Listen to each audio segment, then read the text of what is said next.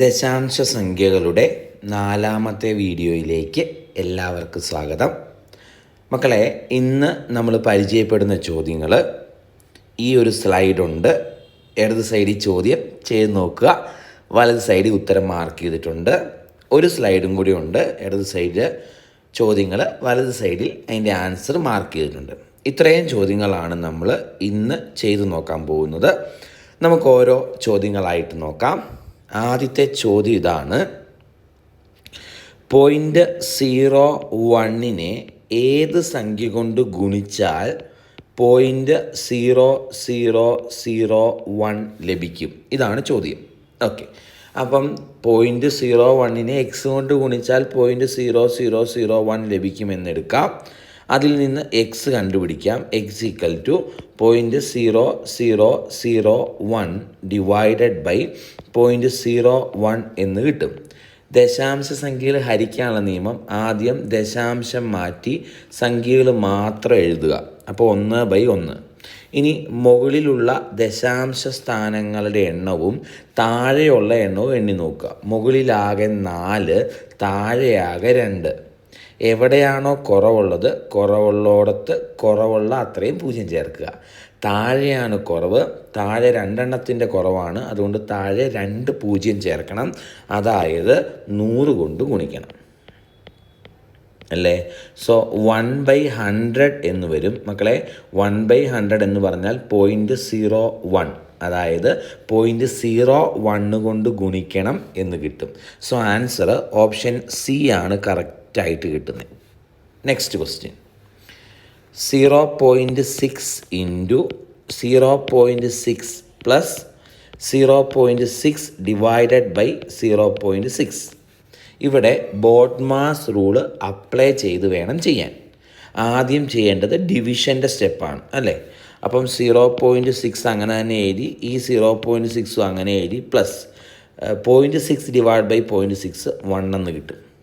ഇനി ചെയ്യേണ്ട സ്റ്റെപ്പ് ഈ മൾട്ടിപ്ലിക്കേഷനാണ്. ആണോ മക്കളെ? 0.6 ഇൻറ്റു 0.6 എന്ന് പറഞ്ഞാൽ 6 ഇൻറ്റു 6 36 ആണ്. 2 പോയിൻ്റ് ഉത്തരത്തിലേക്ക് ഇടുമ്പോൾ 0.36 എന്ന് കിട്ടും, പ്ലസ് 1 എന്ന് കിട്ടും. ആൻസർ 1.36 എന്ന് കിട്ടും ഉത്തരം. അടുത്ത ചോദ്യം ദശാംശങ്ങൾ കൂട്ടാനാണ്. 0.3 ഉണ്ട്, 0.32 ഉണ്ട്, 2.13 ഉണ്ട്. ഇതെല്ലാം കൂടെ കൂട്ടുമ്പോൾ കിട്ടുന്ന ഉത്തരം 3 2 5, 3 3 6 1 7, 2.75 എന്ന് കിട്ടും. ആൻസർ ഓപ്ഷൻ സി ആണ് കറക്റ്റ്.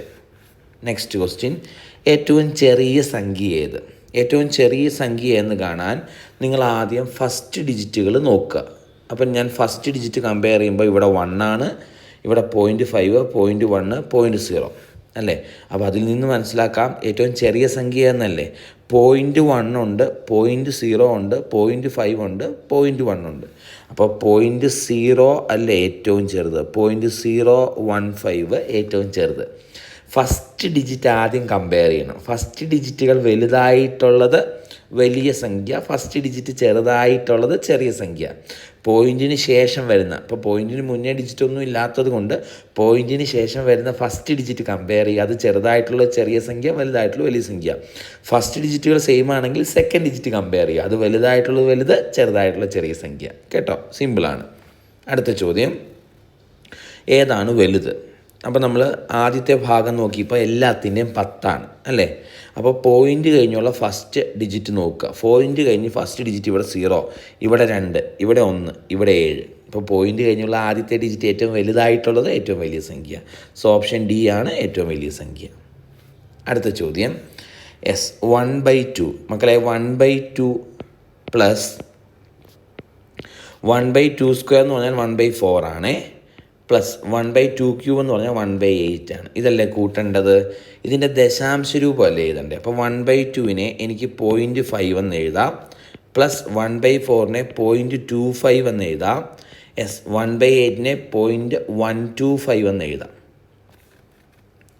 കേട്ടോ, അരാന്ന് പറഞ്ഞാൽ 0.5, കാലെന്ന് പറഞ്ഞാൽ 0.25, 1/8 എന്ന് പറഞ്ഞാൽ 0.125 ആണ് കേട്ടോ. അതെല്ലാം കൂടെ കൂട്ടിക്കേ. 0.5 0.25 0.125 കൂടെ കൂട്ടണം. മക്കളെ എത്ര കിട്ടും? 5, 7, 8 അല്ലേ? 0.875 എന്ന് കിട്ടും. ഓപ്ഷൻ ബി ആണ് കറക്റ്റ് ഉത്തരം. സംശയമൊന്നുമില്ലല്ലോ? ഇല്ല. 0.1/8 എന്ന് പറഞ്ഞാൽ എന്താ? 0.125 ആണ് കേട്ടോ. ശരി, അതൊന്ന് ശ്രദ്ധിച്ചേക്കണേ. ഇത് 0.25 അല്ലേ? കാല്. ആരാ? 0.5 അല്ലേ? ഓക്കെ. അടുത്ത ചോദ്യം. 12.5% പകുതിയുടെ ദശാംശ രൂപം. മക്കളെ 12.5% പകുതി എന്ന് പറഞ്ഞാൽ എന്താ? 6.25% ആണോ? 12.5% പകുതി 6.25%. ഇതിൻ്റെ ദശാംശ രൂപം എഴുതണം. മക്കളെ ഇത്ര ഓർത്തേ, X% എന്ന് പറഞ്ഞാൽ എന്താ അർത്ഥം? X/100 എന്ന അർത്ഥം. അപ്പം 6.25% എന്ന് പറഞ്ഞാൽ എന്താ അർത്ഥം? 6.25 ഡിവൈഡഡ് ബൈ 100 എന്നാണ് അർത്ഥം. പെർസെൻറ്റേജിൽ നിന്ന് മാറ്റാൻ 100 കൊണ്ട് ഡിവൈഡ് ചെയ്താൽ മതി. കണ്ടോ? X% അർത്ഥം X/100 ആണെങ്കിൽ 6.25% അർത്ഥം 6.25/100 എന്നാണ്. 100 കൊണ്ട് ഹരിക്കാൻ 2 പോയിൻ്റ് ഇടത്തോട്ട് മാറ്റണം. അപ്പോൾ 0.0625 എന്ന് കിട്ടും. ആൻസർ ഓപ്ഷൻ എ ആണ്. അടുത്ത ചോദ്യം.